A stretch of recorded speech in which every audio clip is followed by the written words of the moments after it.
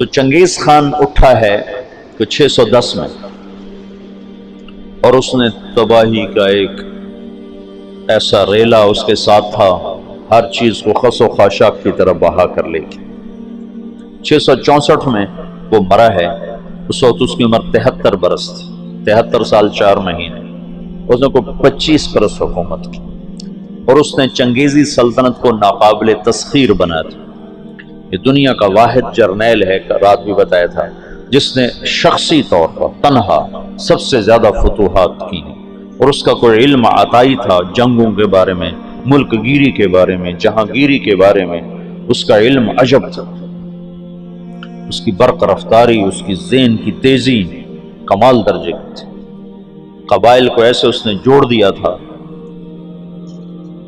سب ایک جھنڈے تلے مختلف قبائل جمع ہو گئے تھے، اور دنیا کی ناقابل تسخیر طاقت بنے۔ اور قراقرم صحرائے گوبی میں منگولیا کے پاس ایک بڑا شہر اس نے بنایا، دارالحکومت، جو ساری دنیا کا سب سے بڑا دارالحکومت تھا، اور ان کا بڑا نشانہ مسلمان تھے۔ مسلمان کہ مسلمانوں سے زیادتی ہوئی تھی، جس کے بدلے میں چنگیز خان نے ان پر حملہ کیا تھا۔ چنگیز خان کے مرنے پر اس کی سلطنت، اس کے 4 بیٹے تھے۔ بڑا جوجی تھا، جوجی کے بارے میں اسے شک تھا کہ یہ میرا بیٹا نہیں، کہ اس کی جب یہ چھوٹا سردار تھا تو اس نے بڑی شکستیں کھائیں، حتیٰ کہ اس کی بیوی اغوا ہو گئی۔ جب وہ واپس آئی تو حاملہ تھی، لیکن اس نے بورتائی خاتون اس کا نام تھا، اس نے ہمیشہ اس کو عزت دی اور اس بیٹے کو اپنا ہی بیٹا سمجھا، اس کا نام جوجی۔ 3 بیٹے اس کے سامنے پیدا ہوئے، اغدائی، چغتائی اور طولوئی۔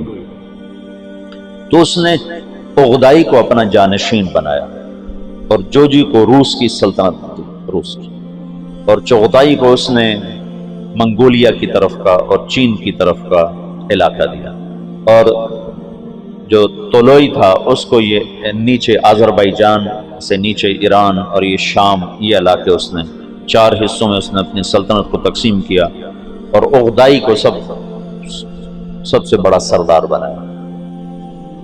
اغدائی کے دور میں فتوحات کا رخ مسلمانوں سے ہٹ کے یورپ کی طرف چلا گیا، تو ان کا ایک سالار تھا سوگدائی بہادر سوگدائی، وہ پولینڈ تک پہنچا، پولینڈ تک، لیکن اس میں کوئی ایسی سلطنتیں تھیں نہیں، ایسی چرواہے سے بیچارے غریب لوگ، تو وہ پولینڈ تک اس نے چنگیزی سلطنت کو پھیلا دیا۔ اب یہ وہ ہاتھی ہے جس کے سامنے ساری دنیا کے بادشاہ چیونٹی اور چوہے کی طرح، انہیں میدان جنگ میں ہرانے کی کوئی شکل نہیں۔ تو اسلام کی شکل یوں تھا کہ اب بجھا اب بجھا اب بجھا، لیکن اللہ نے دین کو باقی رکھنا ہے تو انسانوں کو بھی باقی رکھنا ہے جو مسلمان کہلائیں۔ جب اغدائی مرا ہے تو اس کا بیٹا تھا کویوک، وہ حکمران بنا، وہ بہت رحم دل تھا،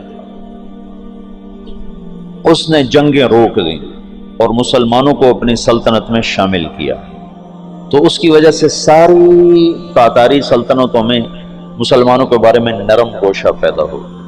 اب نامعلوم تاریخ کے گمنام سپاہی ہیں جو اتنے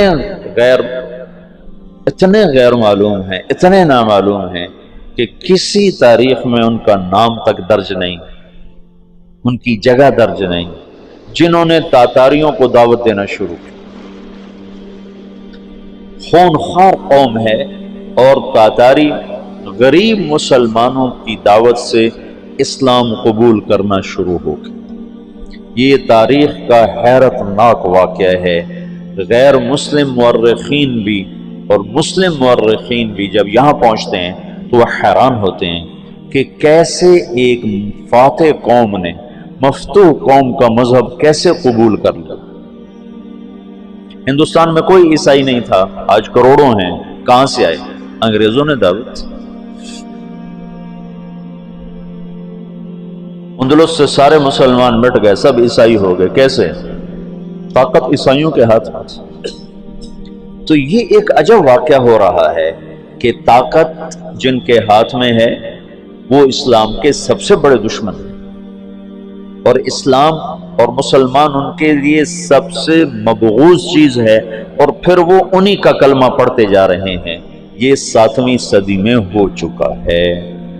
آج کا چنگیز کسی اور شکل میں ہے، کسی اور نام کے ساتھ ہے۔ آج کا ہلاکو کسی اور شکل میں ہے، کسی اور نام کے ساتھ ہے، لیکن آج بھی وہی ہوگا جو 7ویں صدی میں ہو چکا ہے۔ ہم ان کو سیاسی میدان میں، جنگی میدان میں شکست نہیں دے سکتے۔ تو وہ سائنس ٹیکنالوجی میں وہاں پہنچ چکے ہیں جہاں ہم اور جنم لے کر بھی نہیں پہنچ سکتے، لیکن ایک راستہ ہمارے پاس پڑا ہے، ہم ان کو دعوت دیں۔ اس وقت فرانس میں اوسط 5 سے 6 گورے روزانہ مسلمان ہو رہے ہیں، اوسطاً 5 سے 6 گورے روزانہ مسلمان، اور فرانس یورپ میں سب سے زیادہ اسلام قبول کرنے والا ملک بن چکا ہے، اور اس کے بعد اٹلی سب سے زیادہ تیزی کے ساتھ اسلام میں آ رہا ہے، تو پوری دنیا میں امریکہ میں سب سے زیادہ اسلام پھیل رہا ہے۔ دعوت ایسی چیز ہے جو چیونٹی سے ہاتھی کو مروا دیتی۔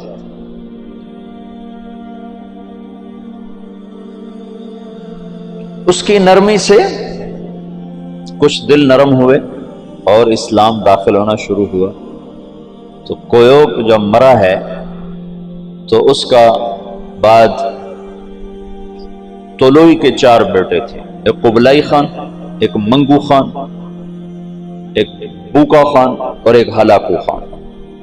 تو اس وقت جوجی کا بیٹا ایباقا وہ سب سے بڑا سردار تھا تاتاریوں میں، تو انہوں نے مشورہ کیا کہ اب ہم کس کو اپنا خاقان بنائیں، تو ایباقا نے منگو خان کے بارے میں کہا کہ اس کو اپنا خاقان بناؤ۔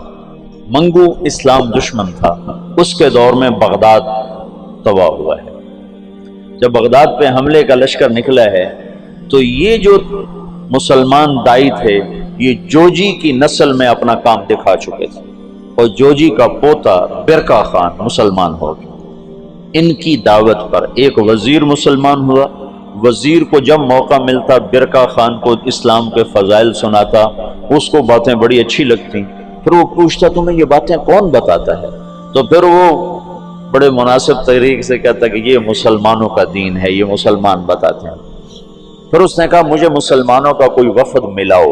پھر ایک وفد اس سے ملا، انہوں نے اسلام کی دعوت دی، اسلام کے بنیادی اصول بتائے، تو برکا خان مسلمان ہوا۔ روس آج بھی دنیا کی سب سے بڑی سلطنت ہے، اس وقت بھی روس بہت بڑی سلطنت تھا، تو جتنا روسی مغل تھا اور چنگیزی تھا وہ برکا خان کی برکت سے سارے کا سارا مسلمان ہو گیا۔ کوئی تلوار ہلاکو جس نے بغداد کو تہ تیغ کر کے رکھ دیا، 15 لاکھ آدمی ذبح کر دیا۔ 658 میں پھر اس نے مصر پہ چڑھے، اس دوران حلب، شام، دمشق کو اس نے اینٹ سے اینٹ بجا دیا۔ پھر 658 میں وہ دمشق مصر کی طرف حملہ آور ہوا۔ تو مصر پر اور ہندوستان پر، حالانکہ یہ دونوں ملک کے لوگ کو اتنے دلیر نہیں تھے جتنے کہ شام، عراق، یہ جو جنگجو قومیں تو یہاں تھیں، عرب، اور مصر تو مخلوط قوم تھی، ہندوستان مخلوط قومیں تھیں، لیکن کوئی اللہ کی قدرت ہے، نہ ہندوستان پہ مغل حاوی ہو سکے نہ مصر پہ حاوی ہو سکے۔ دونوں جگہ ہندوستان والوں نے تو طاقت سے، اور اللہ کی مدد تو دونوں کے ساتھ تھی، اور مصر والوں نے سیاست سے۔ 658 میں ہلاکو خان نے مصر پہ حملے کے لیے فوج نکالی تو اس کا بھائی منگو خان مر گیا۔ منگو کے مرنے پر یہ قانون تھا کہ جو تاتاری جہاں پر ہے، جب خاقان اعظم مر جائے تو سب قراقرم پہنچیں تاکہ اگلے خان کا انتخاب کیا جا سکے، اگلے خاقان کا انتخاب کیا جا سکے۔ تو وہ وہاں سے نکلا، تو اس کی بیوی تھی وہ عیسائی ہو چکی تھی دوقوزہ، اور اس کا سالار تھا کتبوغا، وہ بھی عیسائی ہو چکا تھا۔ وہ مسلمانوں پر بہت ظلم اٹھاتے تھے، بہت ظلم اٹھاتے تھے، اور ان دونوں نے بڑی کوشش کی کہ ہلاکو خان عیسائی ہو جائے، لیکن وہ عیسائی نہیں ہوا۔ تو انہوں نے اس کی منت کی کہ تم واپس نہ جاؤ، مصر کو فتح کر لو۔ وہ تو مر گیا، اب تو پہنچ بھی نہیں سکتے ہیں، تو تو تم بعد میں جانا، پہلے مصر فتح کرو۔ اس نے کہا نہیں، یہ چنگیز خان کا قانون ہے، میں اسے پورا کروں۔ اور اس نے ایک لشکر کا حصہ شام میں چھوڑا، فلسطین میں، اور 2 حصے لے کر وہ واپس چلا گیا قراقرم کی طرف۔ تو اس موقع سے فائدہ اٹھا کر مصر والوں نے خود حملہ کر دیا۔ تو عین جالوت پر 658 میں رمضان میں یہ جنگ لڑی گئی، اور 40 سال کے بعد مسلمانوں کو پہلی فتح نصیب ہوئی۔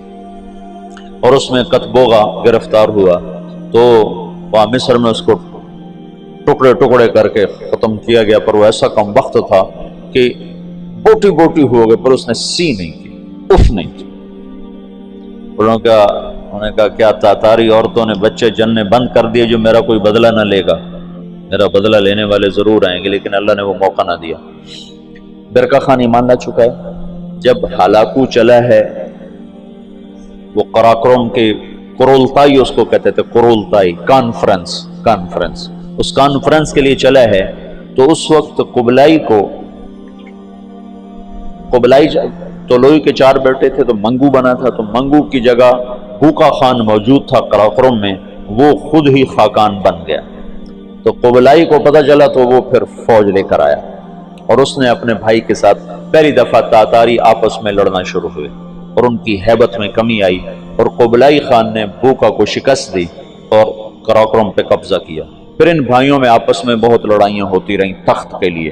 آخر میں قبلائی خان غالب آیا، اور اس نے اپنے بھائی کو قید کر لیا، پھر قید میں وہ مر گیا بوقا، اور اس نے قراقرم کی بجائے چین کو اپنا دارالحکومت بنایا، چین فتح کیا اور چین کو اپنا دارالسلطنت بنایا۔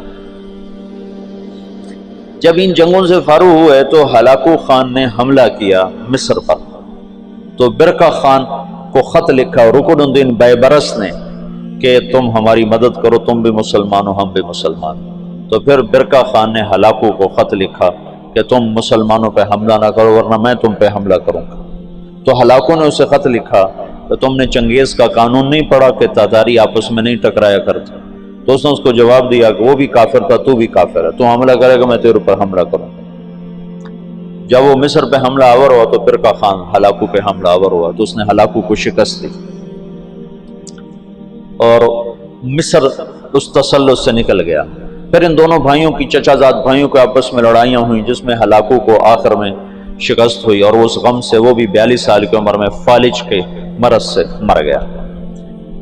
اس کا پوتا ہلاکو کا پوتا نکودار اس کا نام تھا، پہلے وہ عیسائی ہوا، عیسائی، اور اس نے اپنا نام نکودار رکھا۔ یہ نکودار خاقانی نام نہیں ہے، لیکن بعد میں اللہ نے اس کو اسلام کی دولت دی تو وہ مسلمان ہو کر اس نے نام احمد خان رکھا۔